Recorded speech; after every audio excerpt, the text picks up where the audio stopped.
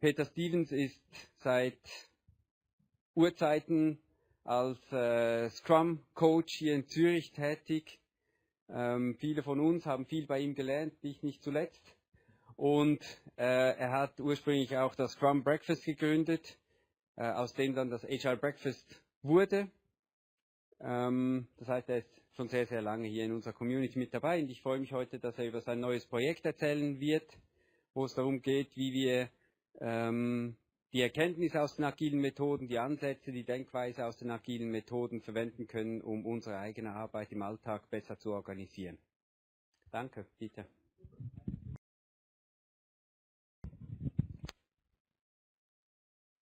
Ich heute dabei sein kann. Also ich habe erfahren, heute ist das Agile Breakfast Nummer 90.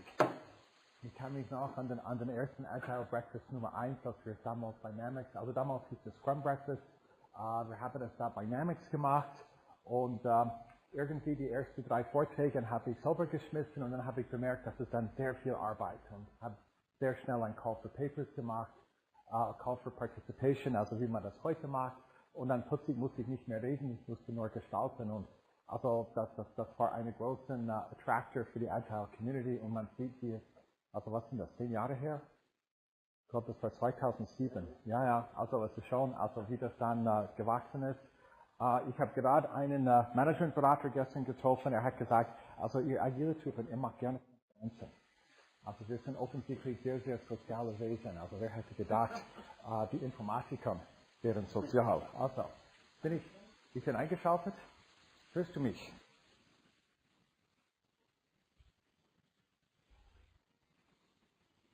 So, jetzt brauchen wir die Startfreigabe da von der Flugsicherung. Ist das gut? Okay, also auch einen herzlichen Gruß an die virtuellen Teilnehmer. Also für mich ist es auch eine große Ehre. Ich glaube, das ist das erste oder zweite Mal, dass wir versuchen, das live so zu übertragen.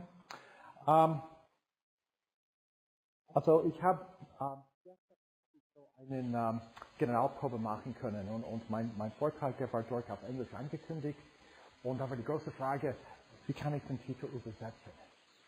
Und meine Frau kommt aus dem süddeutschen Raum und wir haben lange darüber diskutiert, ja, also how to do more that matters, also wie machst du was wirklich zählt oder was von großer Bedeutung ist und irgendwie ist es dann sehr, sehr schwierig, den richtigen Schliff zu finden. Und so, wenn ich zu diesem Satz komme, sage ich einfach, wie macht man mehr? How do you do more that really matters?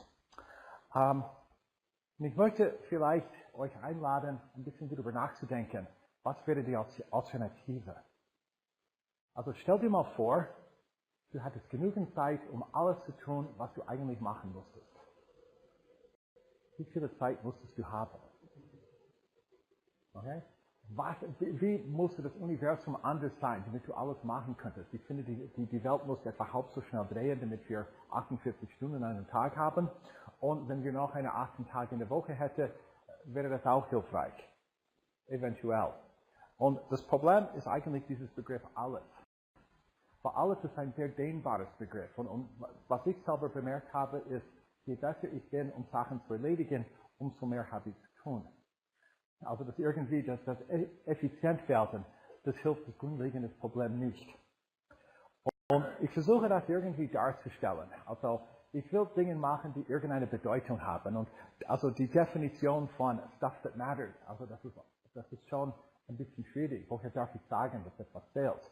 Woher weiß ich, was wirklich zählt? Oder wirklich von Bedeutung? Ja, how do I know what really matters? Das nächste Problem, ich bin nur ein Mensch. Ich habe eine gewisse Kapazität. Und wenn ich darauf bestehe, zum Beispiel, dass ich nachts schlafen will oder am Sonntag nicht arbeiten will, dann ist meine Kapazität noch eingeschränkter. Okay? Und dann haben wir die Nachfrage, an was ich mache. Kommt von der Beruf, kommt von der Familie, kommt von Freunden, kommt von was auch immer. Und die Nachfrage ist eigentlich nicht sonderlich eingeschränkt. Und bei der Nachfrage, manche Dinge sind potenziell Dinge, die große Bedeutung haben, und andere Dinge sind potenzielle Schnapsideen, die man lieber lassen soll. Okay? Woher erkennt man den Unterschied? Wie entscheide ich? Und so, ein Teil von meiner Energie wird dann eingesetzt in Dingen, die really matter. Und die Reste kann man sagen, ach, das war für die Katze, das ist Verschwendung. Das sind Ideen hier, die nicht so toll waren. Oder vielleicht auch, wie ist es? Also jede Webseite, jedes Mal, dass ich irgendetwas nachforschen will, also die Hälfte von der Fläche auf der Website sind irgendwie Distraktionen, also Dinge, die eigentlich gar nicht zielführend sind, aber sehr verlockend sind. Also das heißt, fokussiert auf das Thema zu bleiben, ist nicht unbedingt einfach. Und da kommt die Frage, was ist wirklich von Bedeutung? Was will ich wirklich machen? Woher darf ich sagen, dass etwas von Bedeutung ist? Aber auf der anderen Seite, stell dir mal vor, du könntest auf die Dinge fokussieren, die für dich wirklich von Bedeutung sind. Okay? Was könntest du erreichen? Also Fokus ist übrigens eine von den Kernprinzipien von Scrum. Wir werden Scrum in ein paar Minuten wieder besuchen. Diese Überlegungen, die haben mich irgendwie, also eigentlich, gehe ich kurz zurück, dieses Thema Stuff That Matters, ich war unzufrieden mit meiner Fähigkeit, Dinge zu erreichen, die für mich eine Bedeutung hatten. Und da habe ich angefangen, ein bisschen zu sagen, okay, wie kann ich meine Arbeit gestalten? Und ich bin auf eine Reihe von Fragen gekommen, und diese Fragen nenne ich Personal Agility. Okay, und Personal Agility hilft mich herauszufinden, was für mich von Bedeutung ist. What is really important? Ich habe das für mich für irgendwie 4-5 Monate gemacht. Ich habe Experimente gemacht. Ich habe mit Kollegen, es gibt einen neuen Scrum Breakfast Club, also wo wir so mehr Open Space mäßig Probleme angehen. Ich habe es da besprochen.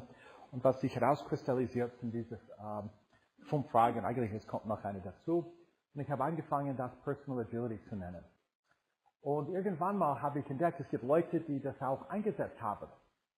Und sagen, das ist cool, das funktioniert. Und da habe ich bemerkt, langsam muss ich etwas daraus machen. Und eben, da ist die Name entstanden, der Website entstanden und so weiter. Ja, also so sieht man, also ich bin jetzt dran, das Buch zu schreiben, Personal Agility, How to Do More That Matters. Das werde ich ein paar Wörtern sagen in einem Moment. Also eben, das Resonanz hat mich fast gezwungen, hier etwas zu machen. So, was werden wir machen? Ich möchte mit euch die Personal Agility entdecken, erforschen. Ich möchte anfangen mit ein paar Fallbeispielen, dann erklären, wie es funktioniert, dann aufzeichnen, wie das in das sogenannte reelle Leben, das Arbeitsfeld, eingesetzt werden könnte. Okay, also Timo, nochmals herzlichen Dank für die schöne Einführung. Also es ist selten, dass eine Einführung weitgehend stimmt.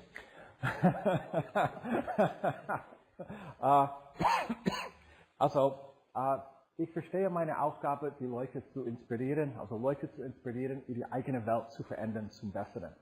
Und gerade bei diesen Treffen, wo ich Leute gesehen habe, die ich seit Jahren nicht mehr gesehen habe, ist, wenn sie sagen, ach, als ich Scrum entdeckt habe, als du mir geholfen hast, Scrum zu entdecken, da hat mein Leben sich verändert.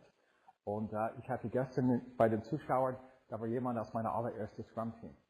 Oder? Und er macht heute Scrum und er ist total froh darüber und er hat gesehen, dass ich den Vortrag gegeben habe und er hat gleich einen Kollegen mitgenommen zum Hören, was das war. Also wie Timo das erwähnt hat, ich war einer von den Gründer von der Swiss ICT Fachgruppe. Ich habe die Community gegründet, was aus der Fachgruppe entstanden ist. Meine Hauptaktivität ist eigentlich Scrum Trainer. Ich bin so 8 bis 10 Mal im Jahr gebe ich Scrum Trainings hier in Zürich. Und dann bin ich auch in Portugal und manchmal auch in Italien tätig. Ja. So, ich war letzten Herbst in Portugal. Da habe ich Maria Mattarelli kennengelernt, ein bisschen über Personal Agility gesprochen. Also sie ist auch eine Scrum Trainerin, muss ich eigentlich sagen. Und wir haben dieses Gespräch angefangen mit What Really Matters. Und sie war so begeistert, sie hat gesagt, ja, ich muss selber darüber unterhalten. Und wir haben uns beschlossen, gemeinsam das Buch zu schreiben. So, was ich gerne machen würde, ist, bevor ich da wirklich in das Thema einsteige, ich möchte da so eine kleine Umfrage machen, wie ihr das seht. Ursula, vielleicht kannst du das dann freischalten für die Teilnehmer außen. Ich habe gesagt, ich werde die Flipchart nicht benutzen, aber das war eine Lüge. So, ich bringe die Flipchart da hier in den Kamerabild. Wir haben da fünf Möglichkeiten. was siehst du als die größte Herausforderung bei der effektiven Zusammenarbeit? Und wir haben da die 4 Möglichkeiten, also Interessenskonflikte unter den Stakeholders, Unsicherheit über was man wirklich machen muss, zu viel Fokus auf die eigenen Projekte, das eigene Wurst, zu viel Versprechen oder was anderes. Okay, und ich weiß nicht, ob wir die Option Please Explain haben. So, was ich mache, ist, wir machen die Umfrage hier im Raum und hoffentlich, dass wir das getan haben, haben wir auch die Ergebnisse von dem großen, weiten Internet.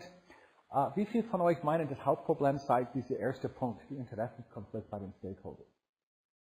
So, Hände hochhalten, damit ich sehen kann. Okay, 1, 2, 3, 4, 5, 6, 7, 8. Interessenskonflikt. Das ist eine schöne Grau.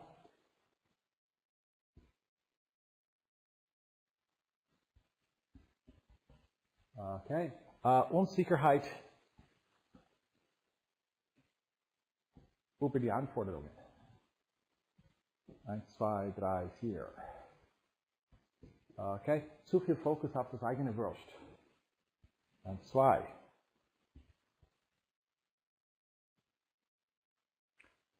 Und zu viel Versprechen. 1, 2, 3, 4.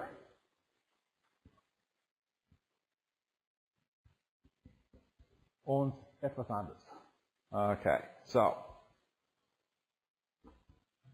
Ursula, haben wir schon Ergebnisse von dem Internet? Ja, wir haben Ergebnisse. Das Internet hat gesprochen und die Das Antwort Internet ist... hat auch gesprochen. Und zwar... Oh, Interessenskonflikte, wie viel gibt es da? Moment. Das ist Wir haben technische Probleme. Das Internet weiß die Antwort, weiß es nur nicht auszudrücken.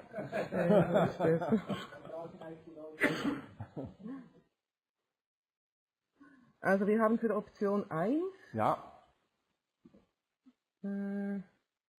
muss ich den richtigen Knopf drücken, nicht so wie vorhin, da habe ich den falschen gedrückt. Ja, Da haben also- wir eine Stimme, für Option 4 haben wir 3 Stimmen und die anderen sind nicht belegt. Okay, also das heißt 7, 9, 4, 2, 1. So. Und noch eine für Overcommitment, noch eine mehr. Overcommitment, okay, so 4 gibt uns 8.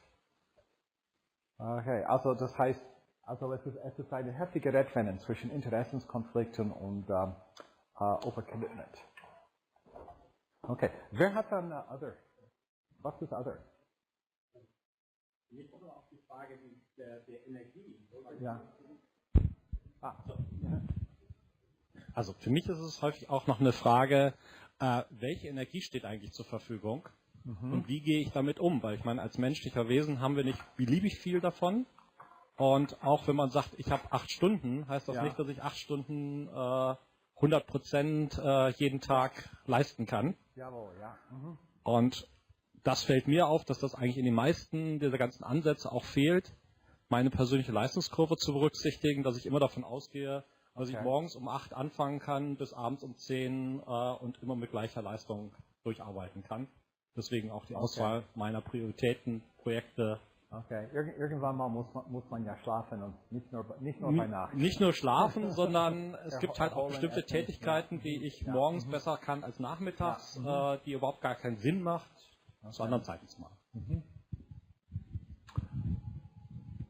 Okay, wir kommen auf ein Beispiel zurück, weil ich habe gerade dieses Thema selber erlebt und das werdet ihr sehen in einer Grafik in so 2, 3 Bilder. Ich möchte, also wie gesagt, als erstes, ich möchte mit ein paar Fallbeispielen anfangen. Das erste Beispiel, also ich sage, das war mein Beispiel, eigentlich ich würde in der Zwischenzeit behaupten, es war die Beispiel von meiner Frau, das heißt, es ist unser Beispiel. Das zweite Beispiel kommt aus den USA, das ist eine Person, die Personal Agility seit einigen Monaten anwendet. Ich habe sie aber erst vorgestern Abend das erste Mal persönlich kennengelernt. Das heißt, der Funk ist eigentlich zweimal übersprungen. Und dann wieder also ein konkretes Beispiel aus der Schweiz. Also, das erste ist eigentlich das Entstehungsgeschichte von Personal Agility. Ich möchte euch ein bisschen erklären, wie das zustande gekommen ist. etwas zu meiner Überraschung, das hat auch meine Frau involviert. Und sie war eigentlich sehr glücklich mit den Ergebnissen. Und wir haben vor gut einem Jahr damit angefangen und wir machen es heute noch. So, das Thema alles tun. Das Thema, wie viel kann ich arbeiten? Eigentlich meine Suche fang an mit meiner Unzufriedenheit mit meinen Ergebnissen. Ich habe das Gefühl, I work like hell, but I'm exactly where I was 5 years ago. Und mein erster Ansatz war, ich habe einen Artikel gelesen zum Thema, was war das? Efficiency habits of the very successful, wie Bill Gates und Warren Buffett. Und ich habe gedacht, ja, so muss es sein. Und sie haben gesagt, verwalte die Minuten, nicht die Stunden. Okay? Und so, das seht ihr, wie ich meine Minuten verwaltet habe. Okay? Also meine Verwaltungseinheit war ein Pomodoro, also 25 Minuten. Nichts war kleiner als ein Pomodoro, was übrigens stimmt. Und also manche Dinge waren ein bisschen größer, manche Dinge waren 2 Pomodori, also eine Stunde. Ihr werdet vielleicht auch merken, diese Spalte bezieht sich auf Sonntag. Okay? Also das ist eine von den Nebenwirkungen, wenn man versucht, alles zu tun. Und es ist nicht, dass ich nicht versucht habe, mein Leben in den Griff zu kriegen. Und hier sehen wir ein Nachbild, also das ist nicht das echte. Das ist ein Nachbild von den Zeiten, wo ich Personal bzw. Desktop Kanban eingesetzt habe. Und also theoretisch, man hat Arbeit in Bearbeitung fertig. Das ist der Punkt Nummer 1. Hier habe ich auch ein bisschen mit so traditionellen To-Do-Lists gearbeitet. Wenn das ein echtes Bild gewesen wäre, siehst du, das ist mein Desktop-Monitor, der wäre auch voll bestückt. Und die Tickets hier, also das, woran ich arbeite, komm zurück, der wäre gerade da gewesen. Also das Problem war nicht das Einschränken von der Arbeit in Bearbeitung, das Problem war die endlose Tickets. Und also ich habe da mit einem Kanban-Trainer darüber gesprochen, ja, was macht man, wenn der Backlog zu lang ist? Und er hat gesagt, warum soll man den Backlog einschränken? Das hat mich ein bisschen überrascht, weil eine von den großen Debatten, also zwischen Kanban-Leuten und Scrum-Leuten, soll man den Backlog einschränken. Und irgendwann mal habe ich bemerkt, eine endlose Backlog gibt ein gewisses Gefühl von Hoffnungslosigkeit. Und das war auch mein Problem. Und was ich brauchte, war eine Möglichkeit, den Backlog einzuschränken. Und ich habe mich überlegt, also ich bin ein Scrum-Trainer. Warum machst du nicht Scrum? Okay? Aber auf der anderen Seite, Scrum ist eher so, also es ist in der Businesswelt entstanden, also Auftraggeber, Auftragnehmer. Man hat dieses Konzept, also irgendwie implizit von Accountability und du solltest liefern das, was du versprichst und so weiter. Aber irgendwie, mein Leben geht zu schnell für das. Es kann sein, dass was ich am Anfang der Woche geplant hatte, dass es nicht übereinstimmt mit das, was ich unter der Woche gemacht habe. Und so war für mich Scrum irgendwie zu schwer. Und so habe ich gedacht, okay, gehen wir zurück auf Scrum. Schauen wir Scrum mal an. Aber anstelle, dass wir Scrum übernehmen, versuchen wir Scrum auf die wesentlichen Prinzipien zu reduzieren. Und dann fragen, was kann ich von diesen wesentlichen Prinzipien übernehmen? Und was ich gefunden habe, war im Grunde genommen 5, vielleicht 6 Sachen. Also das erste, also das ist dieses Konzept von inspizieren und sich anpassen in regelmäßigen Abständen. Okay? Also im Scrum, man hat einen Sprint, der dauert eine regelmäßige Zeit und da hat man dieses Planning and Review Konzept. Okay? Also das ist dann Inspect and Adapt. Okay? Das zweite, was man in Scrum hat, ist, jedes Sprint sollte etwas Wertvolles produzieren. Also für die Softwareleute unter uns, das heißt potenziell lieferbares Produkt. Ich habe das einfach ein bisschen generalisiert, etwas Wertvolles. Und das war übrigens der erste Ansatz von Something That Matters. Und dann in Scrum, wir haben 3 Rollen. Wir haben das Team tut die Arbeit, löst das Problem. Man hat der Product Owner ist für die Prioritäten verantwortlich.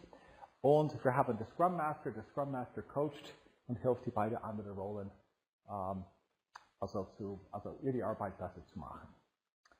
Und da bin ich auf die Idee gekommen, okay, ja, ich könnte sowas wie Scrum machen. Natürlich sehr, sehr leicht gehalten für mich. Und dann habe ich mich überlegt, kann ich diese 3 Rollen machen? Produktowner, ja, ich kann die Wert von meiner Arbeit einschätzen, also was soll ich da machen? Die Arbeit kann ich ja selber machen, also wenn ich das nicht machen kann, es gibt niemand. Bei der Scrum Master war ich ein bisschen, ja, jeder Scrum Trainer sagt, der Product Owner und der Scrum Master dürfen nicht die gleiche Person sein. Kann ich das tun? Ich habe gesagt, hey, ich bin ein Scrum Trainer, ich kann das, ich kenne die Risiken, ich kenne die Nebenwirkungen, ich werde es tun, right? Hat nicht so geklappt, wie ich mir das gehofft habe. Was für mich wirklich sehr schwierig war, ist, wenn ich voll drin am Arbeiten bin, ich will anhalten, ich will stoppen, ich will reflektieren, wo bin ich und was mache ich. Damit ich sicherstellen kann, dass ich das Richtige tue, dass die Arbeit nicht für die Katze ist. Und ich fand das enorm schwierig, selber zu machen. Und dann kam die Frage, okay, wenn ich nicht mein eigenen Scrum Master sein kann, wer könnte mein Scrum Master sein? Und ich hatte nicht sehr viele Möglichkeiten zum Auswählen. Also die Katzen sind bekanntlich unkommunikativ. Die Kinder sind ein bisschen, ja, die sind in einem Alter, wo, ja, sie wollen ihr eigenes Ding machen. Und so habe ich gedacht, ja, es gibt nur noch eine Person in die Familien. Und ich habe sie da gefragt, ob sie mir meinen Personal Coach oder Personal Scrum Master sein will. Und viele Leute haben als ich dieses erzählt habe, die haben mit ein bisschen Überraschung reagiert. Also in einer Ehe ist die Frau höchstens das Product Owner. Und der Mann, und der Mann ist in der Regel das Team. Und ein Scrum Master gibt es nicht. Also wie kann dein Product Owner dein Coach werden? Und das war eine Frage. Und ich habe ihr dann erklärt, also die Haltung von einem Coach und dass der Coach nicht direkt Einfluss nehmen darf auf die Ergebnis. Und habe ihr dann die Fragen erklärt und sie gebeten, können wir das für 8 Wochen, 2 Monate haben wir gesagt, können wir das für 8 Wochen probieren und schauen, wie es geht.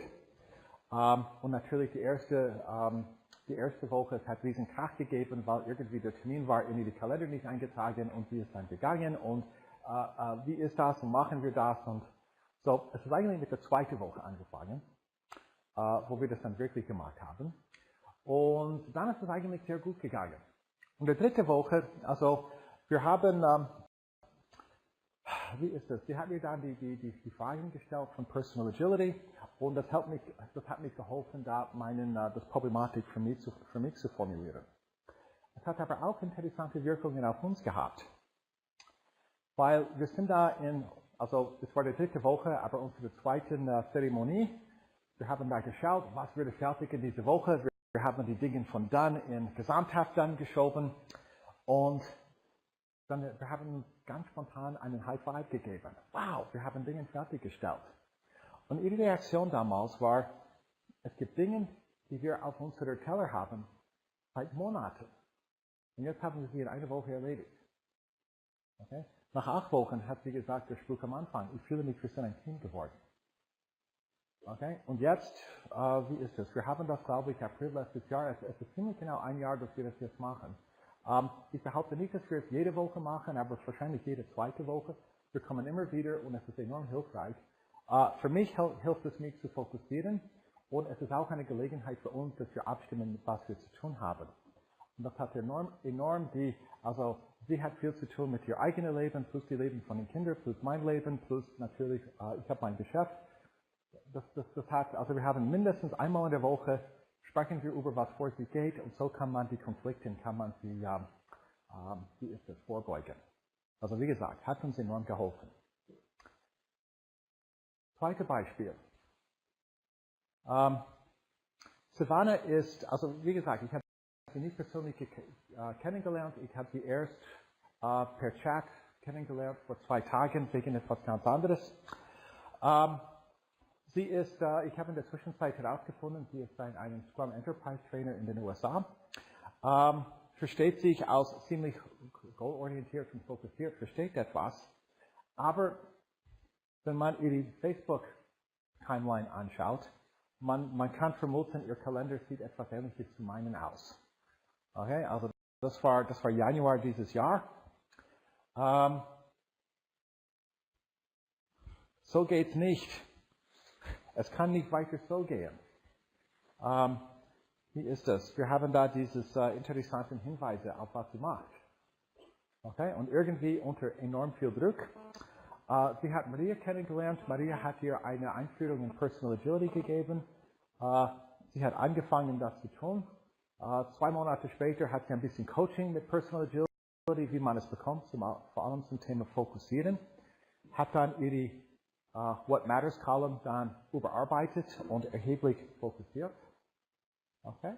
Und wie ist es? Also man sieht, sie sagt, es hat ihr geholfen zu fokussieren. Ich habe dann auch gesehen, wie das läuft in ihrem Facebook. Also ich wollte, ist das eine echte Geschichte? Ich bin dann in die Facebook-Seite gekommen. Das ist eigentlich der Grund, warum ich in Kontakt mit ihr gekommen bin. Und ich bin durch jede einzelne Posting für den letzten Monat und ich habe keinen einzigen Hinweis auf, oh mein Gott, so kann es nicht weitergehen, gefunden. Also das heißt, dass durch diese Fokussierung und Priorisierung, man kann wirklich sein Leben im Griff kriegen.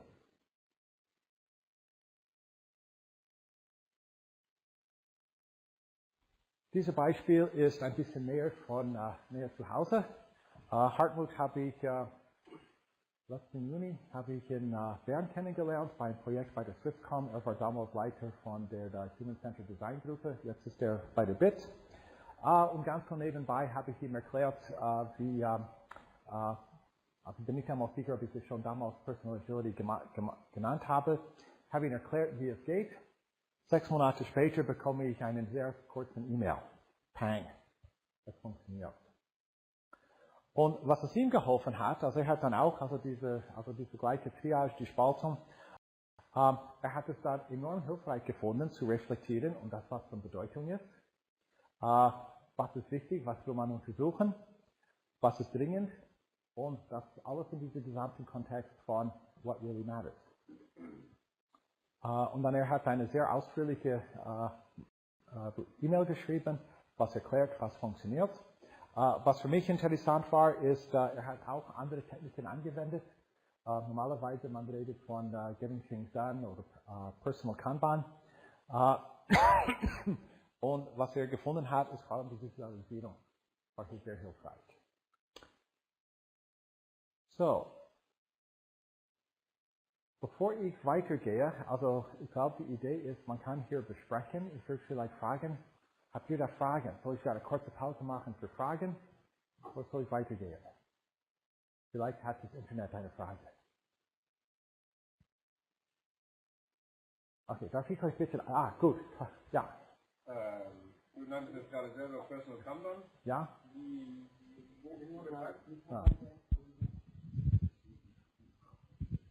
Peter, du nanntest jetzt gerade selber Personal Kanban kurz. Wo unterscheidet sich jetzt Personal Agility zu Personal Kanban? Also ich glaube, der Unterschied, der wird erkennbar sein in dem nächsten Bereich, wenn ich erkläre, wie es funktioniert. So wie ich Personal Kanban verstanden habe, es ist sehr treu an richtiges Kanban. Das heißt, es fokussiert auf den Fluss von den Aufgaben. Okay, und da hast du dann die diversen Spalten und wie ist es, die Bearbeitung, einschränken. Und es ist vor allem Visualisierung. Wir werden sehen, dieses geht einen Schritt weiter, weil wir haben auch dieses Konzept von Rollen und Beziehungen. Und ich glaube, das gibt uns interessante Möglichkeiten, wenn wir sagen, wir wollen mit anderen Leuten zusammenarbeiten. Okay? So, und ich glaube, kommen wir zurück auf diese Frage nach der nächsten Runde. Okay, darf ich euch einen Moment bitten, einmal aufzustehen? Also ich sehe, es ist morgen, der Kaffee, die Wirkung lässt nach. Okay. Also einfach vielleicht die Nachbar kurz anschauen und anlächeln und sagen, es ist schön, dass wir hier sind. Okay, so, ihr dürft gerne wieder sitzen, wenn ihr wolltet. Wir sind beim Thema How does Personal Agility work? Man kann das Ganze von Personal Agility in einem A4-Blatt darstellen. Das Herzstück von Personal Agility sind 6 Fragen. Okay? Die erste Frage, what really matters? Was ist wirklich wichtig? Was habe ich erreicht letzte Woche? Was könnte ich diese Woche machen? Von all den Dingen, die ich machen könnte, was ist wichtig und was ist dringend? Und von all den Dingen, die wichtig und dringend sind, was will ich erreichen diese Woche? Und das ist, wo der Unterschied anfängt zu Personal Kanban. Wir haben diese 6. Frage. Wer könnte dabei hilfreich sein? Und das ist eine von diesen sogenannten Powerful Questions, also mächtige Fragen für Coaching. Das sind Dinge, die dich helfen nachzudenken. Also die sind alle eigentlich mächtige Fragen. Aber sehr häufig, wenn man irgendwie stecken geblieben ist, die Frage, wer kann dabei helfen, ist schon eine von diesen Entlockungsfragen. Wir haben nur eine Zeremonie, vielleicht anderthalb. Ich nenne das Celebrate and Choose. Also in Scrum würde das Sprint Review und Sprint Planning heißen. Okay? Aber hier, es geht nicht zu beurteilen, ob du das getan hast, was du hätte machen sollen. Und da kannst du dich schuldig darüber fühlen, wenn du es nicht getan hast. Sondern einfach rein zu feiern, dass du fertig ist. Weil egal, was du getan hast, du hast etwas getan. Und vielleicht bist du ein bisschen vom Kurs abgewichen. Aber du bist immer noch in Bewegung und der Boot ist noch nicht gesunken. Und allein das ist schon zum Feiern. Und dann, du hast viele Dinge, die du machen könntest. Was möchtest du machen? Die Chancen übrigens stehen nicht schlecht. Du wirst etwas anderes machen vor einer Woche als das, was du geplant hast. Man sagt, das Leben geht schneller als dein Planungszyklus. Okay? Aber die Idee ist, ein Vorhaben und eine Zielrichtung zu haben. Mit dieser Zielrichtung, auch wenn du vom Kurs abweichst, dann kannst du auf den Kurs zurückkommen. Es gibt dann 3 Artefakten zu visualisieren von deiner Arbeit. Eine musst du haben, die anderen 2 sind fakultativ. Der erste ist der sogenannte Priorities Map, also Prioritätenkarte. Das ist wie eine Story Map, aber wir verwenden das für die Triage auf die potenzielle Aktivitäten. Was könntest du machen? Der Forces Map zeigt auf, was sind die Kräfte, die auf dein Leben wirken oder auf dein Projekt. Und der Breadcrumb Trail zeigt, woher du gekommen bist. Dass du verstehen kannst im Nachhinein, was hat dich beeinflusst, wie bist du dorthin gekommen, wo du jetzt bist. Wir haben die 3 Rollen von Scrum.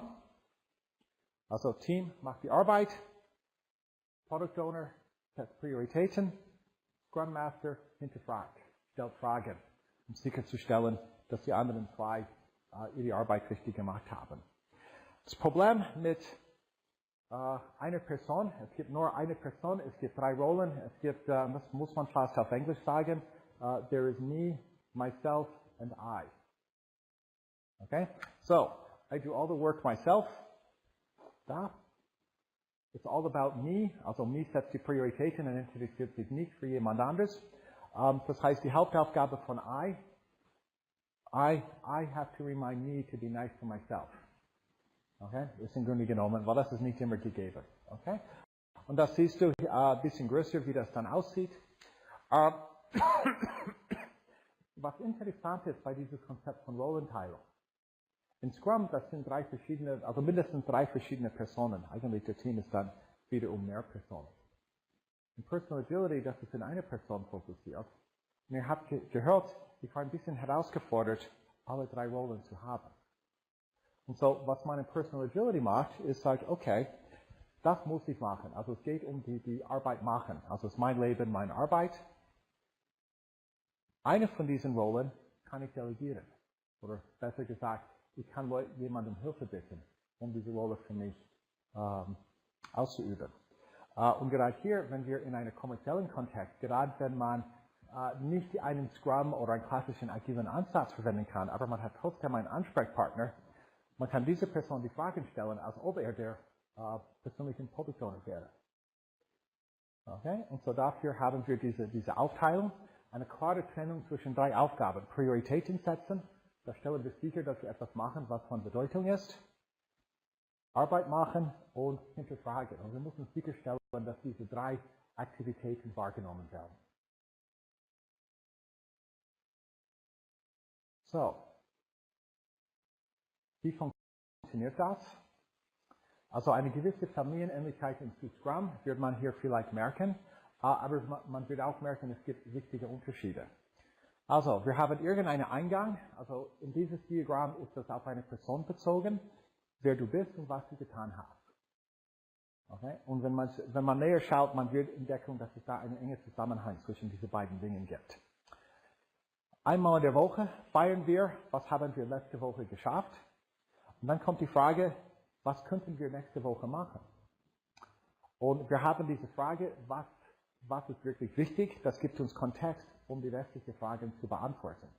Komm zurück. So, wir haben eine lange Liste. Es ist sehr wichtig, dass man irgendwo an einem Ort protokolliert, was man machen könnte. Und dann, wenn man die Wochenreflexion macht, man hat nichts vergessen. Man kann sagen, das muss ich machen, das ist doch nicht so wichtig, das lassen wir bis nächste Woche oder das vergessen wir gar nicht. Und dann macht man diese Triage, Wichtigkeit, Dringlichkeit, freie Kapazität. Und das ist der Basis, was kann ich machen.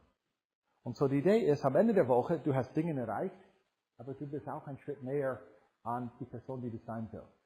Du hast etwas erreicht, was für dich, was du als wichtig betrachtest. Also diese letzte Frage war für mich ein bisschen eine Überraschung. Ich war stecken geblieben mit meinem ersten Versuch, persönliches Scrum zu machen, weil ich nicht mein eigener Scrum Master sein konnte. Und meine erste Frage war, wer kann mein Scrum Master sein? Und die generelle Formulierung war, wer könnte dabei hilfreich sein? Okay? Und ich habe da entdeckt, wenn ich irgendetwas mache, gerade wenn ich kämpfe mit, wie sagt man das, Procrastination. Ich versuche irgendetwas immer ich weiß, ich muss es machen, aber ich schaffe es irgendwie nicht. Ich schiebe es hinauf. Und dann kommt die Frage, ja, warum mache ich das? Kann es auch nicht so recht sagen. Wer kann mich dabei helfen? Und dann merke ich, warum ich das immer wieder aufgeschoben habe. Entweder weil ich hatte Angst vor etwas oder ich musste mit jemandem zusammenarbeiten, mit dem ich nicht zusammenarbeiten wollte. Und also so diese Frage ist für mich die Entlockungsfrage. Und also in Scrum, wir haben einen Scrum Master, der dafür da ist, unsere Hindernisse auf den Weg zu räumen. Mit Personal Agility, es gibt nur mich. Das heißt, die Frage hilft mir, die Hindernisse zu identifizieren und vor allem die Möglichkeit, diese Hindernisse wegzuräumen. Also mit wem muss ich sprechen, um das Problem zu eliminieren. Und das hat mich effektiv, ich habe das dann auch mit einem Kollegen geprobt und wir haben das als sehr, sehr nützlich empfunden. So, man hat eine Prioritäten-Map, also Priorities-Map, Prioritätenkarte. Wie übersetzt man Story-Map auf Deutsch? Oder sagt man einfach Story-Map? Okay, also es ist ein bisschen, man kann es mit einem Kanban-System abbilden, aber es ist eigentlich kein Kanban-Board in dem Sinn, weil das sind nicht Zustände, wo man geht von einem bis zum anderen. Die erste Spalte, was ist wirklich wichtig? Das sollte 3, vielleicht 4 Sachen, das sind so etwas wie Navigationssterne, Referenzpunkte. Das sind die Dinge, die du erreichen willst. Die ändern sich sehr selten. Ich will nicht sagen, dass sie sich nie ändern, aber nur sehr selten. Dann hast du diese Liste. Was könntest du machen? Ich habe das hier mit Karten abgebildet, wenn ich ganz ehrlich bin, ich benutze Trello dafür. Wie ist das? Was ist dringend? Also was muss unbedingt gemacht werden diese Woche, sonst passiert irgendetwas Böses. Und dann habe ich mein Vorhaben für diese Woche. Okay? Und so wie ich damit umgehe, ist, ich sortiere die Karten hier für Wichtigkeit. Manche Karten tue ich in diese Spalte, weil sie dringend sind. Und dann, man sagt, aber du wirst alle die dringenden Sachen machen, oder? Und hier ist das Problem. Das dringlich neigt, das wichtig wegzudrücken. Aber wenn du keine Zeit für die wichtigen Sachen machst, dann wirst du sie nicht tun. Aber die sind wichtig und du musst sie tun. Und es gibt eine Spannung zwischen Dingen, die dringend sind, die vielleicht du da lassen kannst und es wird dir nicht schaden, und Dinge, die wichtig sind, die du nicht unbedingt heute machen musst, aber wenn du sie nicht machst, früher oder später hast du Probleme. Und so dann mache ich eine Triage und dann ziehe die Karten, die für mich wichtig sind, da kommen in die, was will ich diese Woche erreichen. Du kannst es dann ergänzen mit, was will ich heute erreichen. Okay? Und dieses Celebrate and Choose, das kannst du auch jeden Tag machen. Das ist dann mehr wie der Daily Scrum in Scrum, wo du taktisch entscheidest, okay, was muss ich heute erreichen. Was übrigens wichtig ist in den Alltag, okay, das habe ich hier nicht als Slide. In den Alltag, es kann sein, dass du etwas anderes machen musst oder für etwas anderes entscheidest, als was du in der Wochenplanung hast. Es kann sein, dass in der Celebrated Plan, dass du merkst, ich habe etwas gemacht, was gar nicht auf der Tafel stand. Spielt keine Rolle. Schreib eine Karte drauf, tu es in der Selfie-Spalte und feiere das. Weil es hat einen Grund gegeben, warum du das getan hast. Was man auch sieht hier, hoffentlich zumindest, sind die Farbkodierungen. Also für mich eine Sache, was ich herausgefunden habe, für mich ist es wichtig, dass ich etwas einmal in der Woche für meine Familie tue. Mindestens einmal in der Woche möchte ich etwas Positives entweder für meine Frau oder für meine Kinder tun. Warum habe ich das als Priorität? Weil wenn ich es nicht als Priorität hätte, würde ich es nicht tun. Okay? Und so, wenn ich da meine Planung hier gemacht habe, dann kann ich schauen, gibt es Karten mit einem grünen Punkt. Wenn da nichts da ist, dann mal, etwas, was mir wichtig ist, das fehlt. Okay? Und so, mein Geschäft vorantreiben hat gelb und Personal Agility ist momentan blau. Okay? Und so, das sind die Hauptpunkte in meinem Leben momentan. Okay? Und so, dann haben wir dieses Zyklus. Und das tut man einfach immer wieder wiederholen. Und was passiert, wenn man einen ausfällt? Das ist nicht schlimm. Also, du tust Dinge trotzdem. Die Tafel, also einfach die Vertikalen, der wird ein bisschen länger. Also du hast da mehr zu reviewen in deinem nächsten Review. Aber sonst ist also dieses Takt, dieses Rhythmus, diese Artefakten, die sind deine Freunde, die dich helfen, das zu machen, was für dich wichtig ist. So, das bringt uns auf die Frage, what really matters? Wie machen wir das, was wirklich zählt? Und ich habe schon angedeutet, ich habe dieses Metapher von Navigation. Ich möchte euch eine kleine Einführung in die Navigation geben. Also nicht mit einem Navi, wo das alles eben mit einer künstlichen Intelligenz abgewickelt wird. Wir werden ein bisschen Hilfe für die GPS verwenden. Die Grundidee, das Leben ist wie das Meer. Du bist das Boot. Wie kommst du voran? Also es gibt Kräfte auf dem Meer, die dich irgendwo hinbringen. Es gibt die, wie ist das? Da gibt es Flüsse, da gibt es Winden, da gibt es Kräfte, da gibt es die Wellen, die wirken auf das Boot. Es kann sein, dass das Boot einen Motor hat. Das nennt man Antrieb. Wenn du keinen Antrieb hast, dann weißt du nicht, wo du landest, weil der Meer wird dich irgendwo hinbringen. Wenn du Antrieb hast, und du brauchst auch einen Ruder. Mit Antrieb und einem Ruder, da kannst du einen Kurs setzen. Okay? Und das Grundidee ist, wenn du ein Ziel hast, du setzt einen Kurs, du kommst irgendwie vorwärts, wenn du den Kurs verlässt, also das heißt nicht, dass du scheitert hast, das heißt, du musst dich wieder auf Kurs bringen. Okay? Und so schauen wir, wie das funktioniert. Also, erste Frage, wo ist das Boot? Heute würden wir ein GPS benutzen und der GPS kann das dir erklären. Nächste Frage, wo war das Boot? Ja, wenn der GPS eingeschaltet war, kann er dir das protokollieren. Und das ist dieses Konzept von den Breadcrumbs, also die Brösel, die du hinterlässt. Das siehst du, woher du gekommen bist. Wo fährst du hin? Also der GPS weiß das nicht, aber wenn du einen Kurs setzt und haltest, dann kann der GPS das hochrechnen. Okay? Und aufgrund von der Vergangenheit kann er vorhersagen, wohin du kommst. Da kommt die Frage, wo willst du hin? Die GPS kann diese Frage für dich nicht beantworten. Aber, wenn du die GPS sagst, wohin du gehen willst, der GPS kann dir Kurskorrektoren vorschlagen. Okay? So, wie setzen wir das mit Personal Agility um? Okay? Das erste ist das, was ich das Forces Map. Okay? Und der Forces Map, also für jedes Ding, der wichtig ist, also diese erste Spalte, what really matters, da hast du sowas wie eine Tendenzenliste. Jemand aus der agilen Welt würde sagen, ein Backlog. Okay? Und das sind die Dinge, die du machen könntest für diese Aufgabe. Okay? Und da habe ich die diversen Bereiche. Okay? Also, die Items, also die Aufgaben, die du umsetzt, das definiert im Grunde genommen, wer du bist. Das definiert, was für dich wirklich von Bedeutung ist. Weil egal, warum du das getan hast, wenn du 3 von dieser Spalte und 1 von dieser Spalte und keine von der Spalte genommen hast, da hast du einen Entscheid getroffen, über was für dich wichtig ist. Okay? Und dann ist die Frage, ja, woher bist du gekommen? Okay? Und das ist dann der Breadcrumb Trail. Okay? Also das heißt, wenn Aufgaben zum Spalte fertig gehen, die gehen nicht einfach in eine Spalte fertig, man hat vielleicht pro Woche oder pro Monat hat eine fertige Spalte. Und hier seht ihr, was habe ich im Dezember gemacht? Was habe ich im Januar gemacht? Was habe ich im Februar gemacht? Februar war ich ziemlich unter Strom. Ich habe so viele Karten im Februar gemacht wie Januar und Februar zusammen.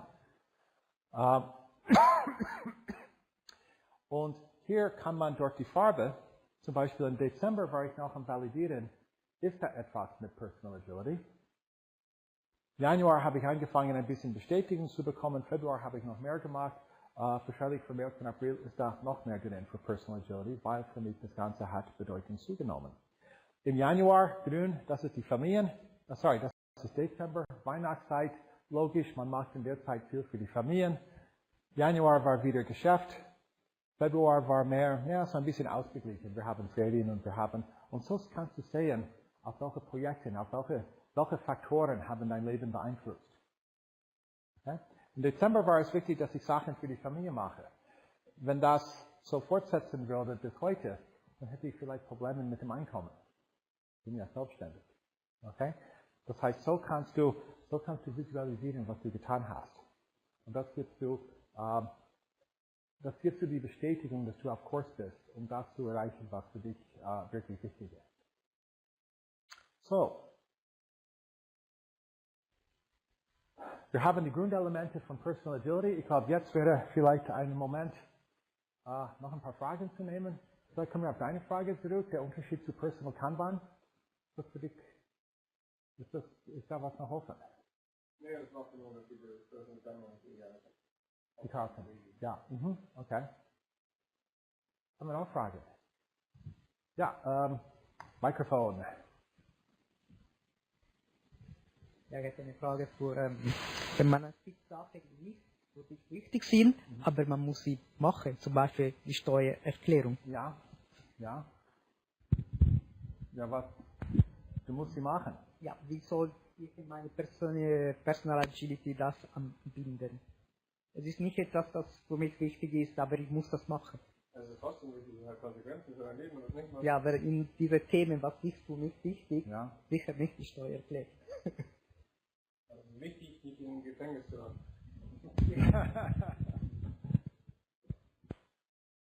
Ja, also für mich persönlich, ich habe eine Spalte Run My Business. Also ich muss die Steuererklärung machen wie jeder andere. Es wird wahrscheinlich in diese Spalte reinkommen. Und Tatsache ist, ich muss es tun. Tatsache ist, ich will die Sichtbarkeit drauf haben. Ja, ich muss es machen, ich mache es nicht für mich, aber ich muss es trotzdem tun. Und so, du kannst es da in irgendeiner Spalte tun. Es ist auch möglich, also wenn wir dann zurück hier, muss ich relativ weit zurückgehen, es ist trotzdem, dass du sagst, okay, es entspricht keiner von diesen Dingen, aber es muss trotzdem in diese Spalte kommen und irgendwann mal wird es in diese Spalte kommen. Und wie ist es? Je überfälliger es ist, umso heller ist dieses rotes Etikett, was du drauf hast. Komm zurück. Also ich habe für Dinge, die einen Termin haben, ich tue noch ein rotes Etikett noch oben drauf. Okay. Ob du es einer von diesen 3 Dingen zuordnest, das ist dann up to you. Eine Sekunde. Was ich dann aber hier typischerweise mache, ist, wenn ich merke, es kommen immer wieder Dinge auf, die ich mache, obwohl sie eigentlich hier nicht hineinpassen.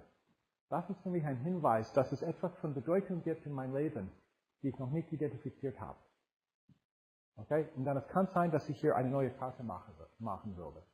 Und es kann sein, dass ich dann hinterfragen würde, habe ich hier die richtigen Dinge in meinem Leben? Okay? Und das ist dann, also das ist ein bisschen wie viele Dinge in der Agilität, die sagen dir die Antwort nicht. Was sie geben aber einen Hinweis, ob du reflektieren musst. Okay? Und ich glaube, das ist der Fall, was du ansprichst, ist ein Beispiel davon. Ist das gut so? Also du musst trotzdem deine Steuererklärung machen. Es tut mir leid.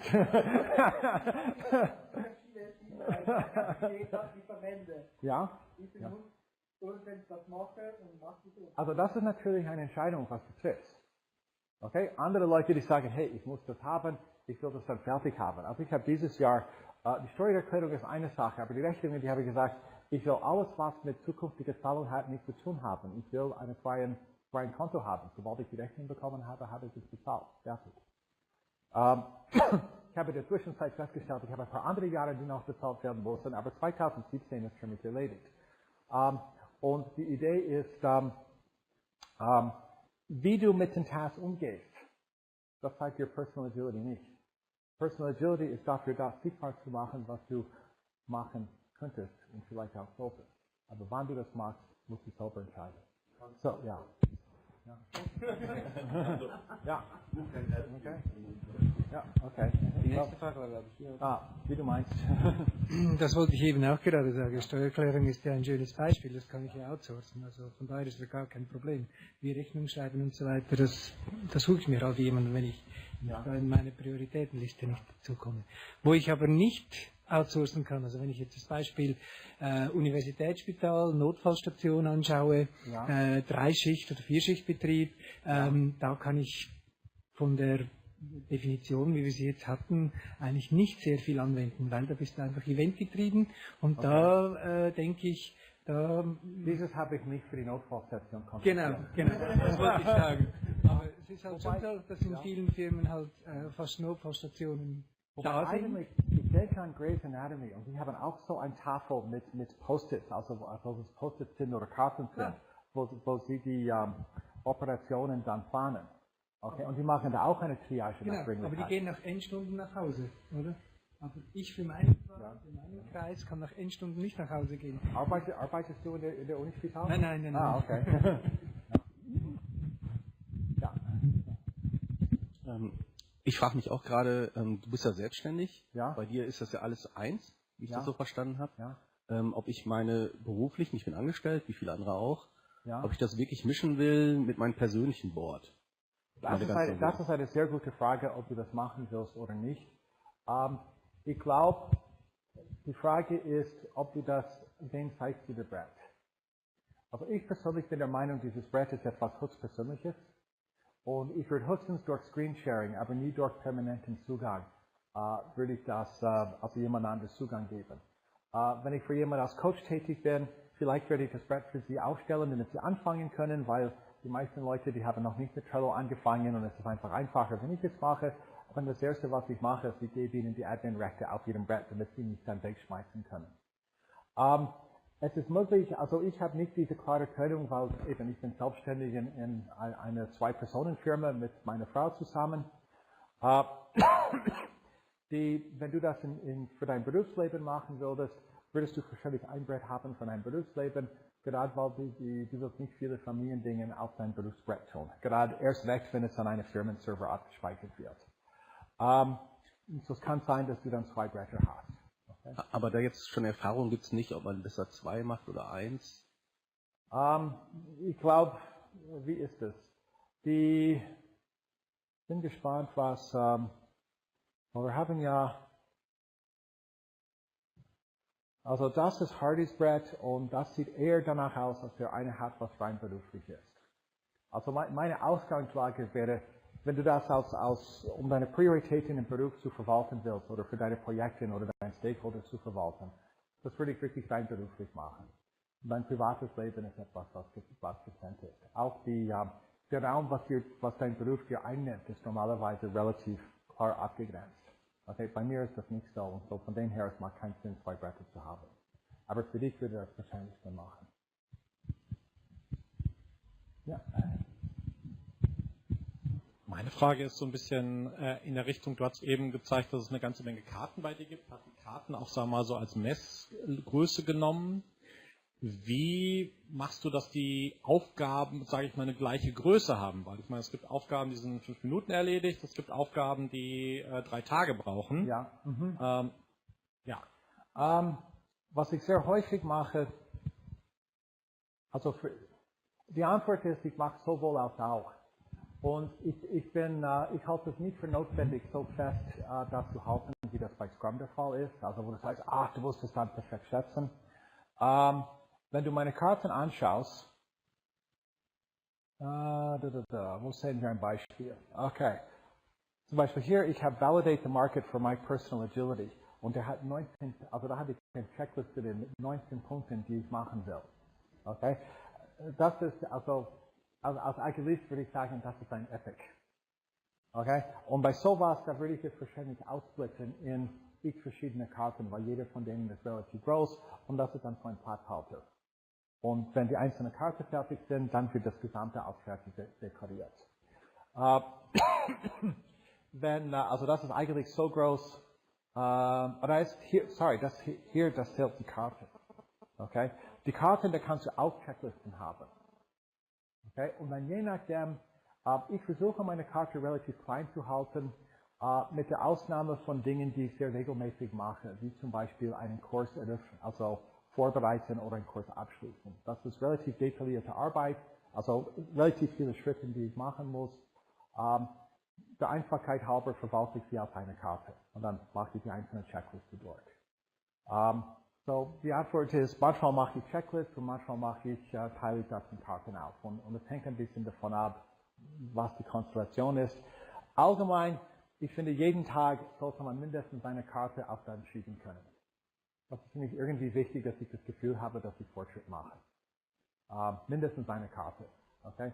Vielleicht sind es ein paar Checklist-Items, aber irgendwie 5 Dinge offen zu haben. Also das, was Personal Kanban sagt, dass man will die Arbeit in Bearbeitung einschränken. Das stimmt schon. Okay? Also das hat man nicht in Frage gestellt. Ich würde eine kleine Frage stellen. Ich habe noch 5, 6 Folien zu zeigen. Nachher haben wir offizielle Fragerunde. Vielleicht soll ich noch eine Frage nehmen und dann schließen wir ab und dann gehen wir zurück und die Fragen bis zum Abschluss. Ist das von Ablauf okay? Okay, ja, so. Wer hat die letzte Frage? Ja, ich habe eine ganz praktische Frage. Ja. Bei Getting Things Done nimmt man eigentlich jeden Task auf. Oder was immer per Mail reinkommt, ein Task sein kann, kommt dann auf die Liste. Wie hältst du es hier? Weil wenn du das machst, dann musst du ja irgendwie sehr viel automatisieren können oder sehr schnell sein, aus einer Mail so einen Paket zu machen. Oder gehst du einen anderen Ansatz, dass du viele Tasks einfach auf. Also, zwei Dinge, die ich von Getting Things Done hoch anerkenne. Wenn es weniger als 5 Minuten dauert, solltest du es einfach erledigen und nicht ein Task darauf schreiben. Okay? Punkt Nummer 1. Punkt Nummer 2, wenn du es nicht gleich erledigen kannst und du willst es machen, dann musst du es irgendwo aufschreiben, wo du es nicht vergisst. Also das heißt für mich, ich verwende den Brett also für Dinge, die ich machen will. Wie ist das? Es kommt auf den Tafel, auch wenn es relativ klein ist. Was schön ist mit Trello, ist, du kannst zum Beispiel für jede Tabelle, da kannst du E-Mail-Adressen definieren, du kannst ein E-Mail schicken, es kommt automatisch in die Karte. Und so für manche Dinge, zum Beispiel bei meiner Kontaktseite auf der Firmenseite, das kommt automatisch in einen Trello-Brett rein. Okay? Also so für Dinge, die ich wirklich nicht verlieren will, da kann ich das dann so automatisieren. Was ich auch mache, ist, ich habe eine Spalte, also was hier auf dem Ort ist, das heißt Templates. Zum Beispiel für einen Kurs vorbereiten, das ist immer dasselbe.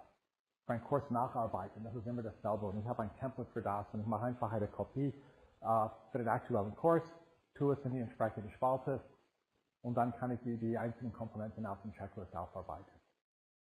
Okay? So, das sind meine Haupttechniken, um das im Griff zu kriegen. Ja, okay. So, was ich vorschlagen würde, ist, wir schauen das ein bisschen, wie könnte man das in das Geschäftsleben verwenden.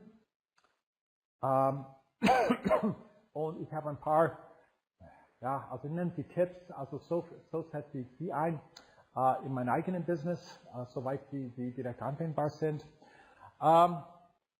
Vielleicht noch eine kleine Frage. Inwieweit ist Agilität ein Thema in euren Firmen? Okay? Und das ist dann auch eine Einladung an das Internet, sich abzustimmen. Wir haben Agile ist nicht relevant für uns. Unser Leadership ist voll dabei. Wir machen Scrum oder Kanban auf das Teamebene. Wir setzen ein Scaling Framework ein. Und zu guter Letzt, wir nennen uns agil, aber wir haben eigentlich gar nichts damit zu tun. Also. Punkt Nummer 1, nicht zutreffend. Also, wer ist, okay, so, 1. Okay, Punkt Nummer 2, die Leadership ist dabei. Also, Leadership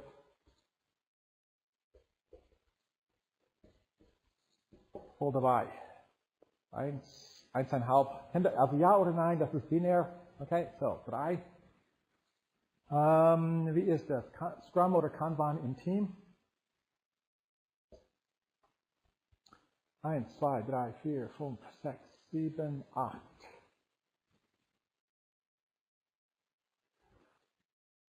Wo sind wir? Wir setzen eine Skalierungsframework wie Safe oder Less oder irgend sowas ein.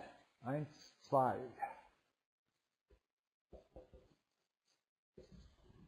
Und zu guter Letzt, wir nennen uns Agile, sind es überhaupt nicht. Agile in name only. Das ist interessant. Okay. Hat das Internet schon gesprochen? Das Internet hat gesprochen. Und? Zwar bei Option 2, 1 mehr, bei Option 3 auch, plus 1 und bei Option 4 plus 2. Die anderen sind nicht so. Okay, so. 4, 9, 4, 0, 1. Okay, also das heißt, Scrum oder Kanban ist sehr weit verbreitet. Leadership ist ab und zu, also das ist schon mal gut. Also vor einem Jahr, ich bin nicht sicher, ob wir so viel gesehen hätten.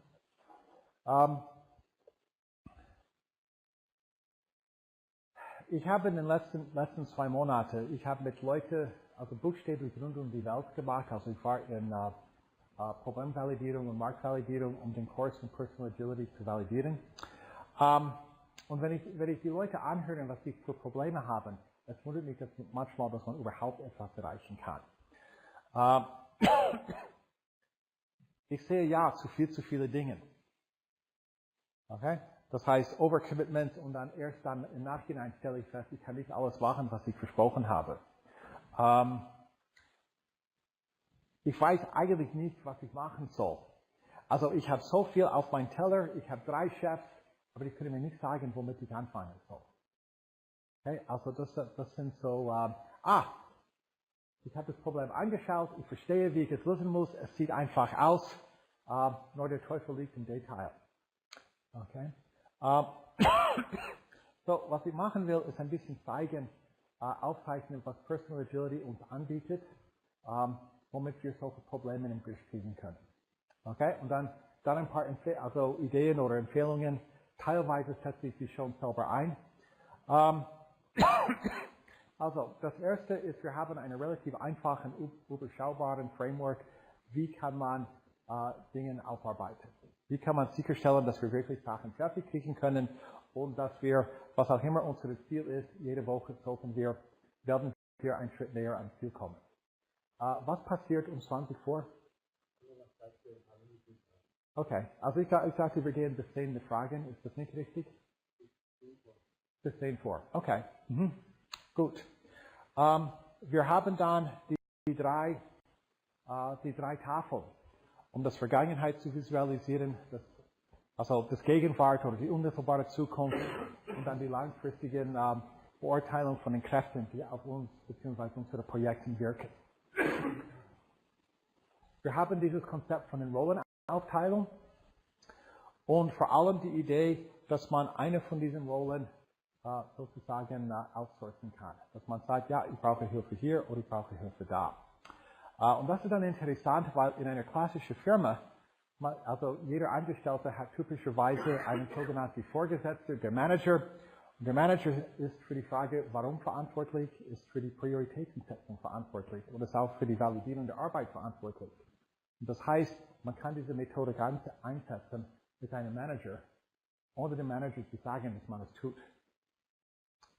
So, und das andere ist, dass diese Fragestellung, das ist, also wenn du Fragen stellst und wenn du irgendwie aktiv an der Auswahl von Aktivitäten beteiligt bist, das ist, wie sagt man das auf Deutsch? Empowering. Okay? Und das heißt, wir haben ein Potenzial, ein traditionell rein hierarchisch, so eine Tellbeziehung, so mehr zu kippen, Richtung Agree. Okay? Ohne dass wir wirklich die grundlegende Philosophie der Firma in Frage stellen müssen. Es kann sein, dass es sich von sich alleine sich entwickelt, aber wir fordern es nicht explizit heraus. So, ein paar Ideen. Was könnte man machen? Die erste Idee ist, dass man die eigene Arbeit einfach visualisiert. Okay? Wir haben die 3 Visualisierungswerkzeuge. Eine Sache, was sehr häufig kommt, ist, die 3 Manager Also jeder Manager entspricht eine Spalte in der Forces Map. Sie können nicht sagen, Sie wissen nicht, aber man kann es visualisieren. Und in so einer Lage, meine Erfahrung sagt, die Transparenz ist ein Freund. Die einzelnen Manager können ihre Sachen priorisieren und entweder die Manager unter sich oder eine vierte Entscheidungskraft kann da entscheiden, welchen von den Forces Priorität bekommen soll. Sie müssen es nur sehen, dass sie und über die Auswirkungen diskutieren können. Das Zweite, und das finde ich, das funktioniert exzellent, so gut mit internen Stakeholders wie auch mit Kunden. Man stellt ihnen die Frage, was really matters. Was ist wirklich wichtig bei diesem Projekt? Und es gibt so viele Arten und Weisen, wie man diese Frage stellen kann. Über Ziele, Objektiven, Prioritäten, Herausforderungen, was sind die Ängste, was sind die Frustrationen. Es gibt so viele Möglichkeiten, wie du deinen Stakeholders und Managers verstehen kannst. Und aus die Ergebnisse von diesen Gesprächen, da bildest du den Forces Map. So kannst du verstehen, einerseits, was ist wichtig für diese Personen, und du kannst auch visualisieren, was hast du vor, um diese Leute zu unterstützen. Du kannst sogar validieren, was du vorhast. Also da gehen wir so in die Richtung der Produktvalidierung. Und so hier, wir haben das Grundwerkzeug, um, wie ist das, eine starke Beziehung mit unseren Stakeholders aufzubauen. Und die letzte Variante ist, wie ich vorher angedeutet habe, du behandelst deinen Manager als deinen persönlichen Product Owner. Du musst es ihm gar nicht verraten, was du hier machst. Weil im Grunde genommen, also das Konzept One-on-One, das gibt schon, was willst du machen? Bestätigen, was wir gemacht haben, validieren die Prioritäten, vor allem erkennen, wenn die Prioritäten sich verändert haben, und gegebenenfalls die wichtigsten Aufgaben für die Zukunft entweder identifizieren oder bestätigen. Ich finde, was wir hier herstellen, nennt sich Alignment. Okay? Das ist übrigens ein Kernwert von der Scaled Agile Framework. Also wir wollen Alignment schaffen. Das ist die große Frage in einer großen Firma, gerade wenn man agil ist. Wie schafft man Alignment? Man schafft Alignment einfach, wenn man validiert hat, was sind die Prioritäten, was ist wichtig. Weil wenn wir einig sind über was ist wichtig, dann werden wir Entscheidungen treffen, die miteinander aligned sind. Auch wenn der Manager nicht voll dabei ist, als du deine Aufgaben auswählst, du weißt, du hast die richtigen Prioritäten gesetzt. So, also zu diesem Zeitpunkt, ich möchte euch mit dem Gedanken hinterlassen, wie wäre es, wenn du den Hamsterrad verlassen könntest? Wenn du der Platz in der Fahrstuhl einnehmen könntest und entscheiden, wohin dein Leben oder dein Projekt geht. Ich habe zwei Einladungen auszusprechen. Also die erste ist, ich habe da eine Website, Personal Agility, ich arbeite am Buch. Wenn du dich da anmeldest, kannst du schon den ersten Kapitel herunterladen. Den zweiten Kapitel habe ich schon von den Redakteur zurück. Ich hoffe, dass wir eine Version haben auf dem Web noch in diesem Monat. Ich habe auch einen Kurs entwickelt über das Personal Agility System. Es geht darum, wie man Personal Agility, also als erstes Get Your Own Act Together. Zweiten Teil ist eben diese Zusammenarbeit mit den Stakeholders, dass du deine Commitments machen kannst und einhalten kannst und auch Vertrauen haben kannst, wenn du Nein sagst. Und also es fängt heute Nachmittag an, oder heute um 17 Uhr, vielleicht ein bisschen spät, aber wenn du Lust hast, ich habe hier ein Spezialangebot, kann man mich danach fragen, ich erkläre, wie das geht. So, und mit dem möchte ich herzlichen Dank sagen an Timo für die Einladung, an die Swiss ICT und für euch, dass ihr gekommen seid. Die Uhr sagt, wir haben noch ein paar Minuten für Fragen. Vielleicht fangen wir mit dem Internet an. Hat das Internet da eine Frage? Das Internet ist wunschlos glücklich. Okay, haben wir hier noch Fragen? Es geht ja darum wahrscheinlich, dass ich das jetzt auch so einschätze oder einen Eindruck habe, es geht ja auch sehr viel um Disziplin. Okay, wie du meinst, ja. Wenn ich mal keine Lust habe, irgendwas zu tun, ja. Wie baue ich das ein?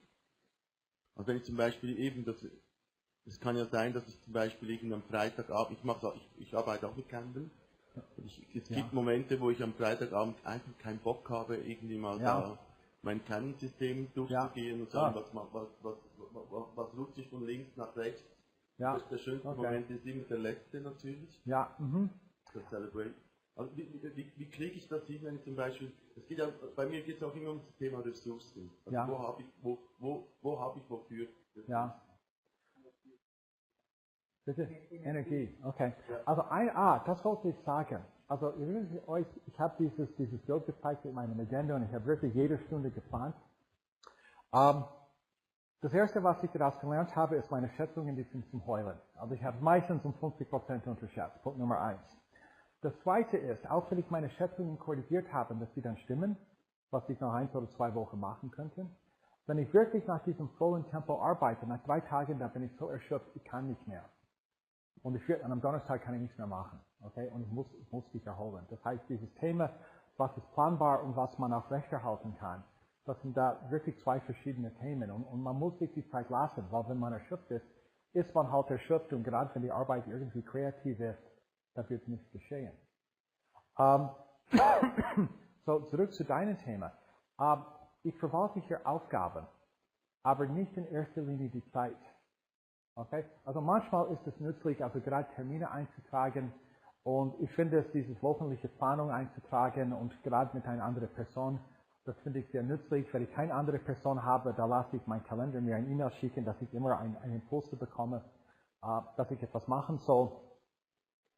Aber ich finde, wir verwalten nicht die Zeit, wir verwalten die Aufgaben und die Prioritäten. Und das heißt, wenn du keinen Bock hast, dann hast du keinen Bock. Oder wenn du sagst, also du kannst auch sagen, I need a vacation und du tust das in deiner Prioritätenliste, kannst du auch machen. Aber im Alltag, also was ich bemerkt habe, ist, erstens, ich betrachte dieses Brett als meinen Freund, ich schulde ihm keine Rechenschaft. Ich habe dieses, was ich machen möchte diese Woche, ist ein Wunsch und kein Plan und keine Verpflichtung. Das heißt, wenn die Woche zu Ende geht, ja, habe ich wahrscheinlich etwas anderes gemacht. Vielleicht mehr, als ich geplant habe, vielleicht weniger, als ich geplant habe. Es geht mir nicht darum, mich zu peitschen, weil ich nicht alles gemacht habe in genau die Reihenfolge, wie ich das geplant habe. Darum nenne ich es nicht Planung. Und so von dem her, die Frage, die du dir stellst, die macht mir einfach keinen weh, weil das ist diese Aufgabe, I need to remind me to be nice to myself. Ich muss nett zu mir selber sein. Und ja, es war anders, ich hätte es gern getan, ich war müde, ich konnte nicht anders. Das ist so, was muss ich heute machen? Ist das eine Antwort auf die Frage? Ist das eine Antwort? Okay. Was fehlt an der Antwort oder was ist unbefriedigend? Ich schulde meinem Plan, meinem Wort keine Rechtfertigung, das ist richtig, aber ich schulde das mir selber. Wenn ich mit mir selber gut umgehe, dann denke ich mir, also es ist immer viel schöner, etwas erreicht zu haben, als nicht erreicht zu haben. Ja. Also Erfolg zu haben, ist das Wichtige im Leben, dass man weiterkommen kann. Und trotzdem bin ich plane mir immer auch Zeiten rein, wo ich wirklich nichts tue. Okay. Einfach mal. Wenn das für hilfreich ist, kannst du das machen. Du kannst es auf deinem Kalender blockieren. Das ist auch okay. Also ich habe auch ein bisschen experimentiert, Zeiten zu blockieren. Und ich finde, es ist dein Leben. Du darfst entscheiden, was dir wirklich wichtig ist. Okay? Und auch, also alle das hier ist eine Referenzimplementierung, ein Ort zum Starten, nicht eine Definition, wie es sein muss. Fast jeder, den ich gesehen habe, der macht sein Brett ein bisschen anders, als ich es mache. Okay? Und weil es ist dein Brett, dein Leben, mach was für dich Sinn macht. Und es ist okay. Okay? So, nehmen wir eine letzte Frage und dann, oder ist das, ja, der wird gelb. Ja, die Zeit ist abgelaufen. Die Zeit ist abgelaufen. Gibt es noch eine ganz dringende Frage? Sonst würde ich sagen, wir brechen ja ab. Also werden die Leute entlassen oder können wir bleiben für Fragen, wenn man Lust hat? Oder und wir sind alle herzlich eingeladen zu bleiben. Ihr dürft hier sitzen bleiben, wenn euch das am wohlsten ist. Sonst gibt es weiterhin Kaffee am Tisch, wo das Gespräch weitergeführt werden kann. Wir sind bis 11 Uhr hier, wie immer. Und an dieser Stelle ganz herzlichen Dank dir, Peter, für den Danke dir, Timo. Der war sicher spannend.